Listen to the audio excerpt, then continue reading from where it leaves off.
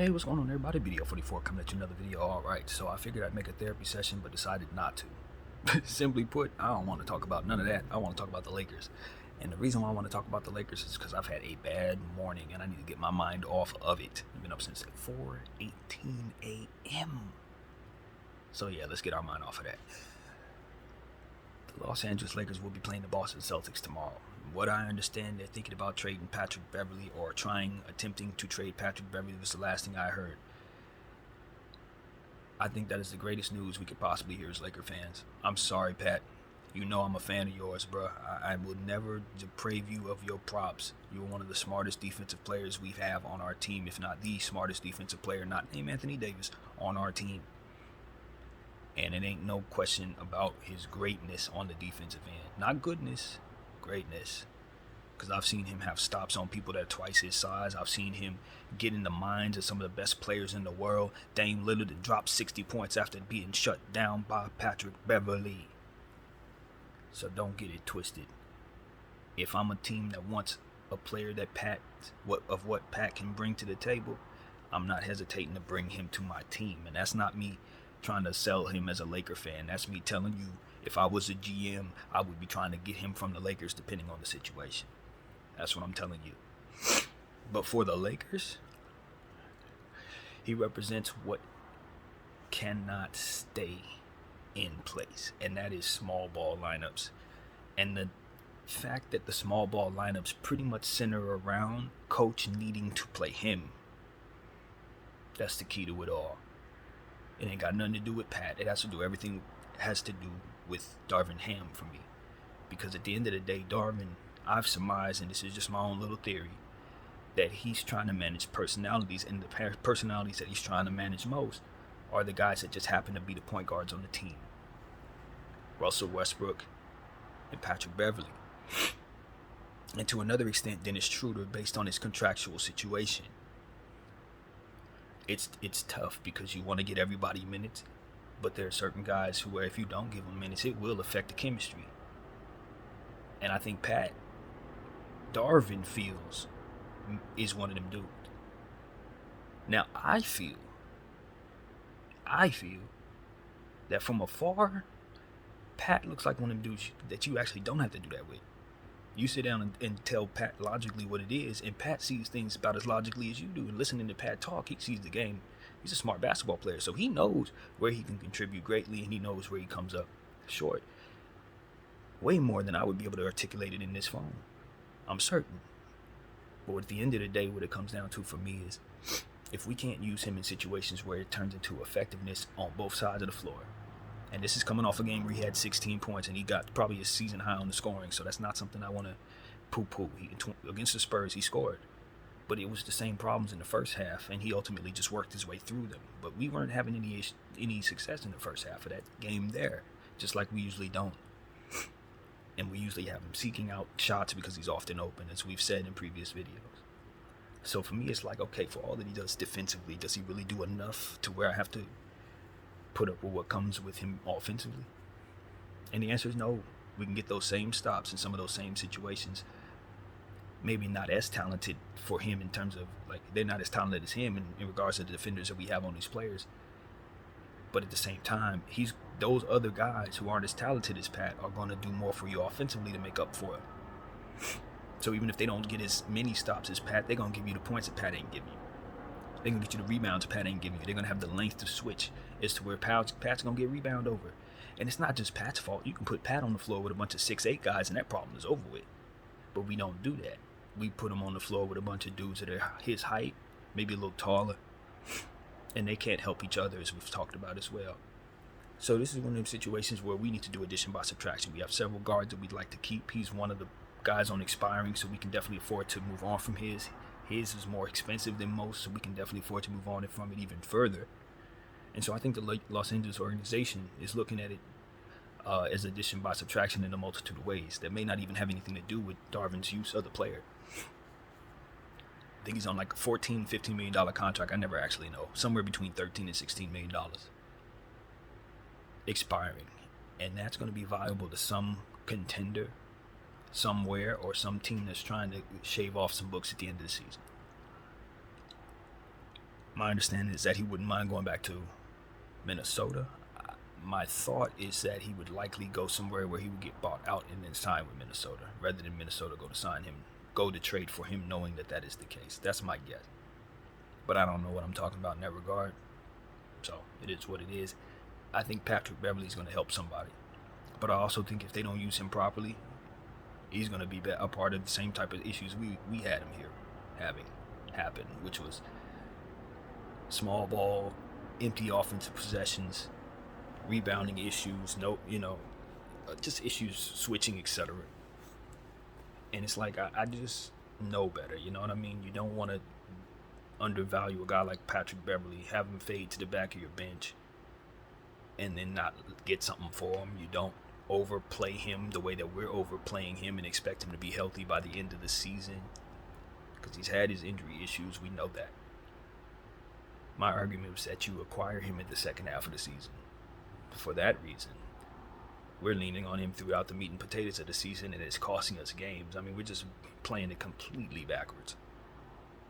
And so when I said I wanted Patrick Beverley on this team, the plan I had for him was the opposite of what we had going on, which is why it's important we get him out of here. And that's how I look at it. It's exactly how I look at it. Pat is a hell of a player, don't get it twisted. But at the end of the day, you just can't have guys on the team that take away from the conventional way things need to be done just so that chemistry can be kept on a team that isn't winning. And that's how I look at the situation. We got to move on from him, because it looks as if we're not going to be able to move on from Westbrook. Although I know they're actively working on trades for Westbrook.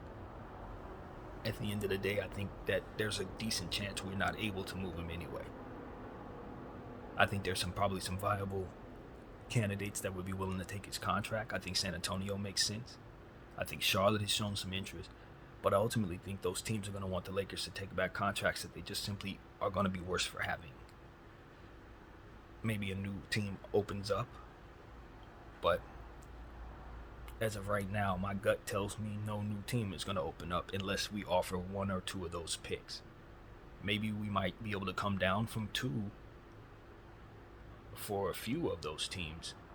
But most of them are going to keep that going rate for Russell Westbrook, because they know we'd ultimately rather get rid of him.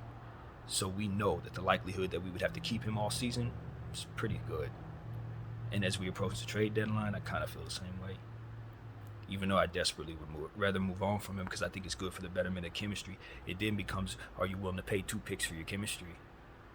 And the answer is, it depends on how bad you think he's going to ruin it. And the answer is, no, not for me. I don't think so. So for me, it's like, okay, we need to start removing guards that you can remove so that you can create the minutes that will make him his best.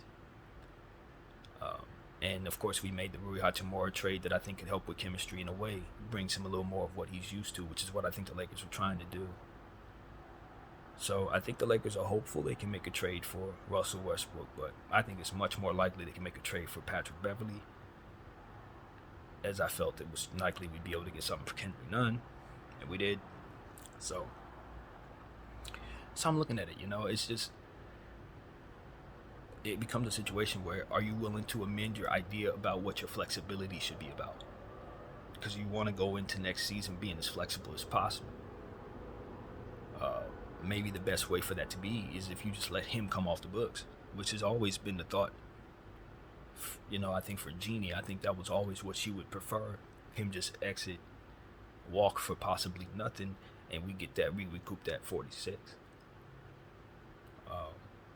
But there's so many different things that get in the way of that being a smooth transition. I mean, you just have to wonder if it's going to cost you your relationship with LeBron James.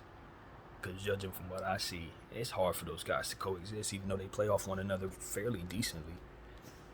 It's still one of those things where it's a chemistry thing for me, and I just pay attention to that, and I say, I don't know. I don't know if it's worth it to invest in this team to that degree. You remove Russell Westbrook, is he really making you a better team if you do that? Based on what it is that he does naturally, which makes up so much of what our team needs when AD isn't there. Because we're finding we're still able to compete. If not for how poorly we close basketball games, we would have won a lot of games without Anthony Davis. Our core bunch is a fair group. You know, we're not sitting here saying we're the greatest team, but I think if we would have had those principles in place that close those games out, had a winning record against those close games that we threw away, I do believe this team would be in the playoffs without Anthony Davis. So, like I truly believe there's a lot of players that the Lakers could just target on the back of benches that can come in and play roles for them that don't require us to move heaven and earth in order to get to a space where Anthony Davis and LeBron James could compete for a championship. But in this market, there may not be a such thing. I think getting Rui Hachimura makes, so much more sense in that regard, as well as should be commended so much because of that as well, which is why I've gained a lot of respect, or I don't know if the word respect is the best word to describe it, but a great deal of patience, I guess now I'm ready to apply to Rob Pelinka in the short term, to think that I'm optimistic that maybe we could start seeing some decent trades here, since that Rui Hachimura was a win for the team. Granted, it was with the Washington Wizards, of whom we've done business with in the past several times, so maybe it's just them that would be willing to do business with us and no one else in that way. But whatever the case, you got to give him the benefit of the doubt, since the last thing he did was very good.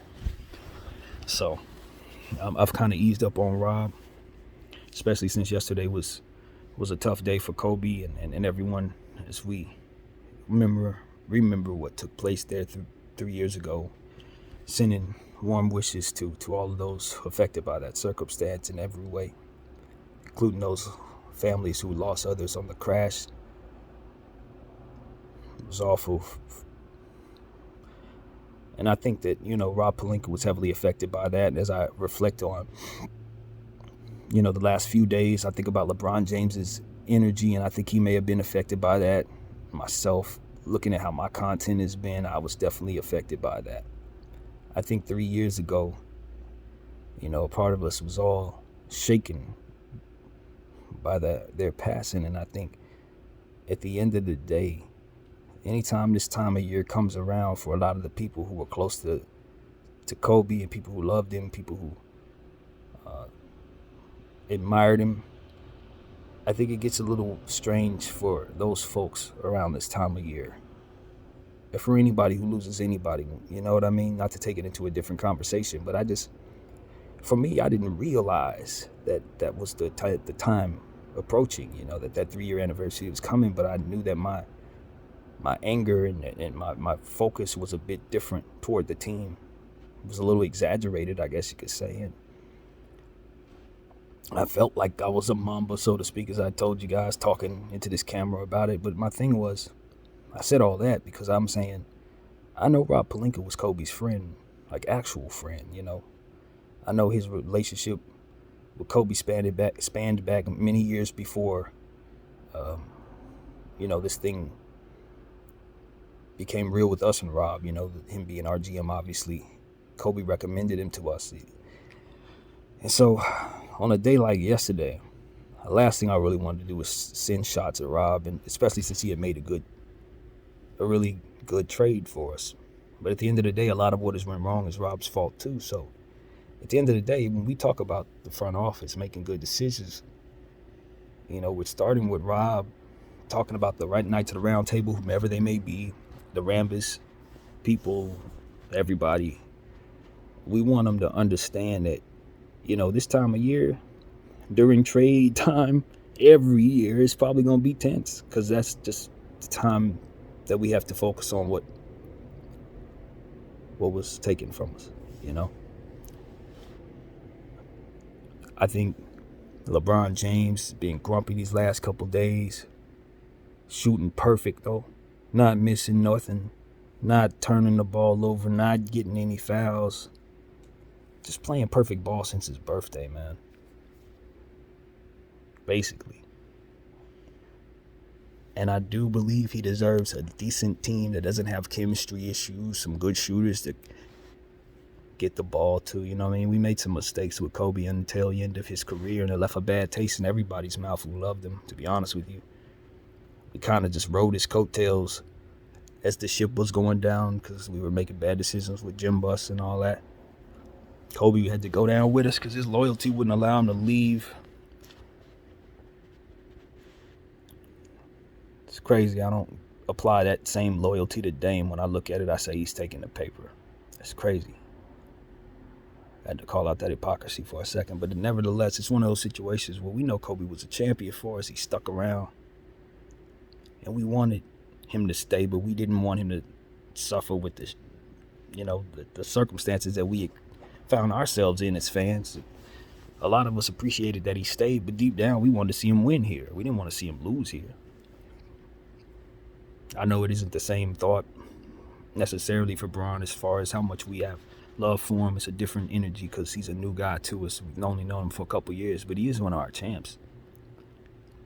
Even though a lot of our generation has been raised to hate him, listening to Skip Bayless, or raised to love him uncontrollably if you listen to some of the other guys like Nick Wright. But at the end of the day, regardless of how we've been molded to believe LeBron James this or that, he's chosen our team, pulled us out of that gym bus era, got us our 17th championship to tie up the Boston Celtics, and is still, after 5 years, playing at this level. So for me, I don't know if I'm being selfish when I say I got to think about my future. I don't want to trade my picks to help the chemistry when I'm asking him to go out there and play 82 games at that level for a team that we know ain't good enough. And we could blame him for putting the team together, bringing Russell Westbrook to the team and all that, but I think he brought Russell Westbrook to the team because, to be honest with you, he needed a backup because we were asking him to do too much. And the guy that we had brought to him to play with, who he asked to play with, can't stay healthy worth a darn. So we needed another super duper star to supplement his load. If for some reason he goes down with another thigh tear or something like that, Russell Westbrook could help us carry the lesser talent that we were destined to have because of how it was set up. Even though I could argue we probably would have been better if we didn't do that, I think what LeBron was thinking is that you have another one-man band that could just carry the load. And then when I come back, we got two one-man bands who could really just overwhelm the load. And then when we got AD, and we could just overwhelm them even further and just win championships easy. All we got to do is just make it through the regular season. If we have a playoff spot and we're healthy, all we need to do is play 17 games, 16 games, however many it is in the playoffs, of good, solid, over-imposing basketball with these three superhuman talented players, that we could beat the field and win the chip. I know that's what Bron was thinking. But what he didn't think was that Westbrook was going to have the struggles. That Westbrook would have such a hard time mentally locking in to win, despite all the evidence, including KD leaving the man, telling us otherwise, man. I guess Bron thought he could do better. I guess that was the intent. Maybe it's a Cold War with KD. I've already thrown that out there. Maybe he just wanted to prove he could do more than what KD could do. Since KD want to take on, responsibility of playing with his boy Kyrie Irving, I figured he maybe want to just take on, do a little tit for tat and take on an opportunity to play with his boy Russell Westbrook, do what he couldn't do. Since that's my theory. I think all of that came together to make for a very, very bad situation. Because Russell didn't want to be here in the first place, y'all. He did. At least he thought he did when he told Washington, yeah, I want to go to the Lakers. It's the only place I want to go. If I'm going to be traded, trade me home. But I don't think he realized what he was coming to. I think he thought he could handle it better. I think he thought he would transition into this position as the same type of player he's been. But when he got here, I don't know what happened. I don't know. And maybe it's not my business to find out, you know what I'm saying? Honestly, I'd imagine it was seriously personal for him, but once he got here, he just couldn't perform. And the team, make no mistake, the team was awful. We had him down there with old men, asking those three to carry an old man team across a young man's league with no rim protection outside of Anthony Davis, who we knew wasn't likely to stay healthy. I just don't understand what we were thinking. Even if you want to put together Anthony Davis, LeBron James, or Russell Westbrook, if you're going to do that, you have to put young athletic talent around them in order for it to be successful. You need to give Russell Westbrook his big. You need to definitely not assume Anthony Davis is going to stay healthy. Why did we put ourselves in that position? And then giving away a first-round pick to do it, Kuzma, a couple NBA champions, not re-signing guys like Caruso. All of it just made for an easy day to rant yesterday when you think about all of it. It made for a bad circumstance that we're trying to undo, that we knew we couldn't undo when we did it. We were giving away the stuff that it took to undo it when we did it. And so now we get to a point where we have these last two little picks that we can trade. We're trying to figure out what the best thing to do with them dang picks, because we know very easily we could be very happy if we just hold them and draft them in the future, regardless of how we get there. We're going to be happy those kids are there when we get them. Trust you me. Ain't no question about that, especially if we keep these same scouts. But we'll also be happy if we trade them for the right pieces. Maybe those pieces can make us feel great between now and then. Maybe those pieces can help us get another championship and get over the top with the Celtics. Maybe even beat them this year in the finals if they happen to get there. Should we not be the team there to stop them? It's the type of things you think about when you're holding these two picks and wondering if those 12-year-olds are going to turn out to be great players or Bargnani's great players or Anthony Bennett's. This is the type of stuff that makes you hesitate, because you're like, those picks may very well turn into something like a Greg Oden, even if it's a top pick. These players come into the league. You know what I mean? And sometimes they pan out, sometimes it doesn't. And we got LeBron James playing at a high level at 38 years old, breaking records. About to break Kareem's record real soon. Got about less than 200 points to get him. He'll have him 3 weeks. 3 weeks tops. And at that time, it will be the trade deadline coming to a close or just had passed. Who will he be playing with? My hope is that Patrick Beverly, Damian Jones, JTA have all been replaced with higher level talent, because that is what he deserves. Russell Westbrook, if you can move him, move him. If you can't, hey, he's going to have to live with the mistake he made. See it through. Either way, I'm cool as a fan, because Russell Westbrook's going to do things that I love, and he's going to do things that I hate. And if he moves on, I got to live without both, and that's a fact. As I was thinking about what the Lakers need to do to play well, and I'm thinking all this continuity, we just got to get into that. As I was saying this in this video yesterday, I realized Russell Westbrook's a huge part of that. I'm not certain this team can actually win those games without him doing what he does, despite him doing a bunch of crap. At the end of the day, we need all those assists. We need all those rebounds. We need every one of those free throws. We need him to drive at the rim all the time, putting pressure on defenses, taking pressure off his teammates. We need all of that. I'm not sure we bring in a jump shooter, we're going to have that dynamic, and we won't miss that dynamic immediately. We're going to be looking for guys like who to do that besides LeBron. Or we're going to ask LeBron to do it twice as much. You still need it. That's the problem. Sitting up here talking about how great the team is. Are we as good without them 8 assists and 15 points and 11 rebounds that he's prone to get because he's chasing stats and don't care about the win? Can we even function without that? I'm not sure, because he never isn't there. He only missed like 2 games a season. He's the only one that doesn't. He's one of the most reliable pieces. And he's prone to do some of the dumbest stuff.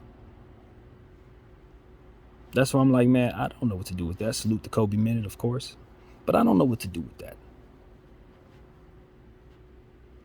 And that's what I would tell LeBron James, man. I don't know what to do with that, bro. If anything, I think you should still be on the mission to prove KD you can win with this dude. This is what KD dealt with. This is what made him quit. It's what you asked for. See it through.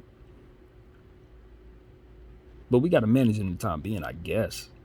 I mean, I'm not married to what I just said. Don't get it twisted. If I can trade him, I will. But, I mean, this is what I'm telling Bron. If we have to be stuck with him. You know what I'm saying?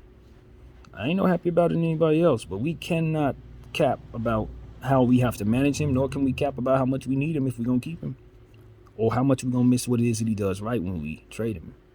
If we don't replace what he is with somebody who is as durable and as energetic, which literally doesn't exist, unfortunately. He's a one-on-one, which is why Bron wanted him here anyway. That's exactly why he wanted him here. Guys like that get paid $47 million a year. I just want this Russell Westbrook thing to just not be as it is. I want this dude to turn into somebody else mentally. Honest to God, I just want him to be a human being that is not Russell Westbrook, while keeping all the energy and all the dunking ability, all the rebounding. And the reason why I say I want to be a different human is because he just doesn't come with the disposition of somebody who desires to win as much as I want to see us win.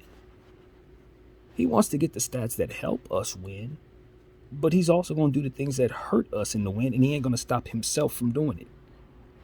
Not consistently enough. Even when the intent is there, it's not there in the moment when we need it to be. Bro, we don't need you to be a Hercules last-second player or someone who makes something out of nothing. We need you to do the things that I've already said that you do regularly that help the team. That's where your greatness lies, brother. That's what he needs to be made understood, is that is where his greatness lies. We have things that we want you to do that we can't do without you. But if you do the other things that you're prone to do, we can't win with you. So can you leave the stuff that we can't live without so that the stuff that you do can hold even more merit and help us win all the time? It should be fine if we don't need you to rush at the rim and rebound the ball 100 times and get 100 assists. That stuff needs to be done in the second and third quarters, Russell. But when the fourth quarter comes around, we need you to believe in the teammates around you and let them handle what it is that they strong at. Because they damn sure ain't about to be doing what you do in the third and fourth quarters. Or second and third quarters. Which is what I want to explain to him. It's like, if I knew the man, that's what I would tell him. Like, bro, we can't do nothing without what it is that you do. But we can't win if you keep doing more than what we need you to. Find yourself positioned just right on this team so that you can give us all of what we need and none of what we don't. And then you will be celebrated for the type of stuff that we want to celebrate you for that you want us to celebrate you for. Forget what we want to celebrate you for. What you're looking for, the type of energy you're looking for, that is what you need to give us balance, Russell. That's what we're lacking, is balance. For all the stuff you bring us, you give us so much imbalance that we can't manage it. The people around you cannot manage your imbalance. That's for you to manage your imbalance. And so that's what I would tell him, man. Our solution's in Russell. It's not in anything else other than Russell. First of all, there's nothing we can do over the next 3 weeks, because until the trade deadline comes through, his mind going to be all over the place, and rightfully so. Just like most players who are going to be on a trade deadline block during this time. He ain't unique to that. We had the same thing happen with B.I. and all that. Kuzma, all those guys used to get a little less than themselves on the court when the trade rumors start kicking in and when the trade deadline starts rolling around, which is why I don't like trade rumors at all. Which is why I think the trade deadline should be maneuvered somehow. I don't know to what degree. I don't know, but they got to figure something out. Because it applies an unnecessary amount of pressure that is directly seen on the court. And then the chemistry. So if we can get past this trade deadline, this applies. Because then he will know he's safe. And then he can know he's a part of the team, regardless if he like it or not. He can refocus and just do what he needs to do to stretch out the end of this season. But between now and then, he's going to be all over the place. And I can't ask him not to be, because he don't know if he's going to be part of this thing or not. And that's not a space he's been well in. He does well when he's a part of the team, when people are considering him, when he can see people being considerate of one another around him and uplifting one another, regardless if things are going right or wrong. He's already displayed that's what he wants, fun. So if we can't provide him that environment where he can flex even though he's down by 20, he ain't going to do the stuff that's going to let us go up by 20. And that's unfortunate, because we really need those things. Because this is just what I'm learning. This is, as I study the man's behavior, this is what I'm coming up with. And I'm just saying, you see him come off the bench so you know that he's willing to do things that maybe he wouldn't have been willing before. So can we keep on that progression of evolution and just find a balance from here? You get a pass for the next 3 weeks while we try to figure out if you're going to be on the team. Because I ain't asking him to have balance until that time. But if we get past this trade deadline, brother, can we get back on track? Because we really do have a chance to win an actual freaking championship. Even though nobody actually believes that, I see it. The team is huge, bro. And they're smarter than most teams if we can just stop doing stupid stuff with our coaching staff and some of our role players. And Russ, my brother, you are a superstar in this league, but you are a player with a specific role for the Lakers this year, man. And the coach has to stop trying to empower guys to do stuff that is outside of those roles. I don't need Patrick Beverley to be a scorer, bro. I need him to defend in specialty situations. You know what I mean? I don't need LeBron James to be a designated three-point shooter off the dribble. Absolutely not. Let those be catch and shoot situations. Let them be passes that get us better looks for higher percentage shooters. And it's coming off him shooting stellar off the dribble. He's going to fall in love with it when his legs go and they're going to start bricking, and he's going to have to start seeing it brick before he believes that it's time to stop shooting it. And what I'm telling you is that's going to cost us a game. When he goes 1 for 12 after seeing it fall off these last couple of weeks, the legs go, Bron. You know that, bro. Please anticipate that so that doesn't happen. When the legs get to a point where it's not feeling as good to shoot and you miss 2 in a row, please anticipate having to walk away from that three-point shot to help the team, brother. Because I'm telling you, when you start shooting them shots, don't think that Russell Westbrook don't start thinking whatever and starts messing up right after that. He do. Believe me, he does. I watch it. I study it. He feeds off Bron's selfishness in a negative way. It's like his cue to be selfish himself sometimes. He got to work on that too. Don't feed off of Bron's energy, man. Bron is he's his own superstar, man. He's going to do things a certain way. His responsibility on his team and to this league is always to step forward, even when he don't feel like stepping forward. And that is what I know about Bron. He don't always want to be the leading guy, but he feel he have to be. And sometimes when he does that, he does the wrong thing because that's not who he naturally is all the time. Some days he feel like the leading guy when he motivated for it. Other days he wants somebody else like LeBron, like AD or Westbrook to take over. But I think it's his ego, I guess, that makes him step forward in them situations when he ain't feeling it, and it usually costs us games. That's another thing I didn't figure out too. Bron got to be real with himself and say, I don't feel like being the leading guy tonight, and let somebody else do it. Because sometimes his legs ain't there and he just going to jack up a last-second shot. And it's cost us games already. It's already cost us games. He didn't have to be the last guy holding the ball, and he didn't feel like it. You know, like literally. Absolutely literally. He just didn't feel like it. And after 20 years, man, 38 years of age, some nights he ain't going to feel like it. But it can't be just, it's on Bron, he has to. No, he may not have to. Because if it's going to be something that we can't run to get nothing out of, then we shouldn't. So I just want guys to have a little self-awareness in that regard, man. It's okay. That's how you defeat what it is that courses you in the losses, by accepting those weaknesses and applying preventative measures. That's how you win. Otherwise, you're just coercing yourself into those weaknesses, which then push you into a loss. So that's the importance of breaking all this stuff down.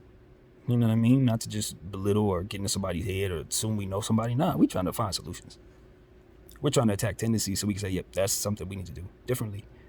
And I think it could lead us to having a better mentality, better chemistry, better possessions. Stuff that really, really genuinely matters. So that's why I wanted to come at you guys and say that as well. As I study my team, you know, I'm overly passionate about it ridiculously without a life at all. So it's fun for me to just kind of look in and try to give you guys pointers. Another thing I want to discipline myself to understand and verbalize more is how comfortable I am in my setting, so I can look at everything the way that I do. And the pressure that these guys have to face in real time to do things right and all that, it is so important to verbalize that more.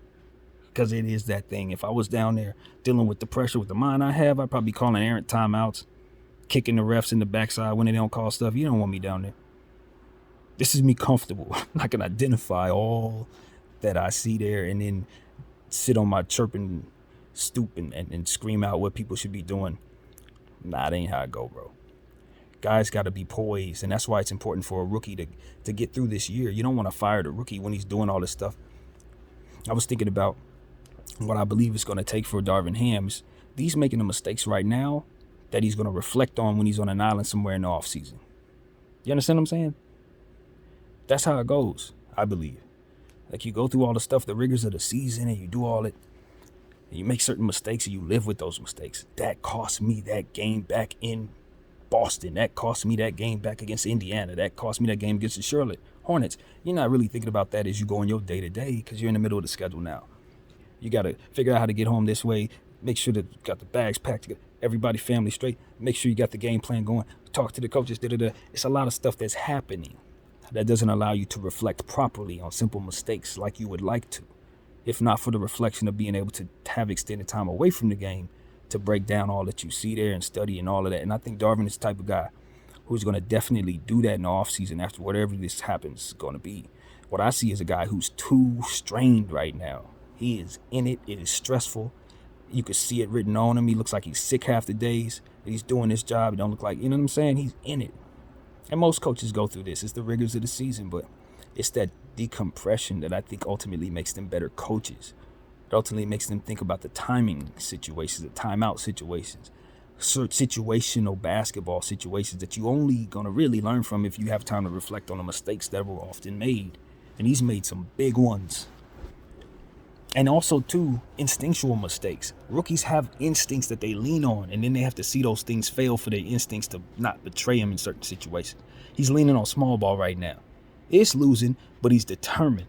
And he's going to see it through. And when it pays whatever dividends or non-dividends it does, he will reflect on that need to be steadfast on it. Now, some guys like Mike D'Antoni, they're going to stay steadfast on their plan. Whether it leads to a championship or not, they're steadfast. It's what got them there, so what's going to keep them there. But other guys look and amend what it is that they do based on what it is that they look and reflect on and see. So I just want to give the rookies, coaches, an opportunity to do that in just about every situation, because at the end of the day, you're going to lose games off of stuff that betrays you when you're a rookie.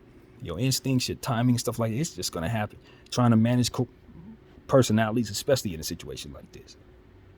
I think a lot of 4 or 5 year coaches would have a hard time in this situation.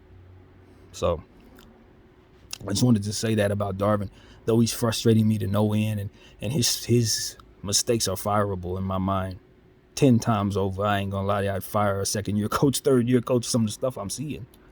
But I don't think I'd be right necessarily for firing a rookie, because I don't think he's had an opportunity to even reflect on what it is that is very new. You know what I mean? That is simply very new. And if you're assistant coach and all that, that ain't the same as getting that chair, especially for no dang Los Angeles Lakers, while LeBron James, Anthony Davis, Russell Westbrook on the team, half of them ain't healthy, players getting switched out, all kinds of weird stuff going on that just makes the Laker job one of the toughest ones to have in sports, in my opinion. So I give him a break, but I do want to see him get a little more comfortable in real-time situations with some of the things that he hasn't been so good at. We're always chasing perfection. What can I say? But we want to see him betray that small ball mantra, man. You got to let that code go. Break that. That ain't it, man. Getting all these big players, we still seeing them 3-guard lineups. You see how unhappy this fan base is, bro.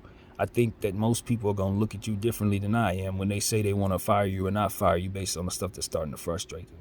And I'm not above the Los Angeles Lakers believing that they wouldn't fire you at the beginning of the second half of your sophomore season if for some reason they are not happy with the results of what they've seen here.